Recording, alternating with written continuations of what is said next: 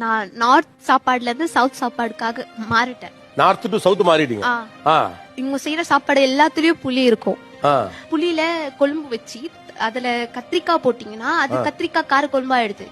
அதுலயே நீங்க வெண்டைக்காய் போட்டீங்கன்னா அது வெண்டைக்காய் கார குழம்பாயிடுது. அதுலயே மீன் போட்டீங்கன்னா மீன் குழம்பாயிடுது. அதுலயே கருவாடு போட்டீங்கன்னா கருவாடு குழம்பாயிடுது. இப்படியே ஒரே கொழும்பு ஒரே மாதிரி இருக்கு. ஐட்டத்தை மட்டும் மாத்திட்டே இருக்கானுங்க. கேட்டா அது கொழும்பு. நம்மெல்லாம் ராஜ்மா, சோலே, மட்டர் பன்னீர், பாலக் பன்னீர், அப்புறமா தால் சாவல் இதெல்லாம் சாப்பிட்டு பழக்கம். இவங்க எல்லாமே சோறு 3 டைம் சாப்பாடு ஒரே கொழும்பு. ரொம்ப கொஞ்சம் கஷ்டம். இதெல்லாம் நீங்க சாப்பிட்டு பழகிட்டீங்களா? இல்ல, இப்பயும் கஷ்டமா தான் இருக்கு. அதுல ரசம்ல கூட புளி, எல்லாத்துலயும் புளி புளி புளிதான். குழம்பு முழுக்க புளியா இருக்கு.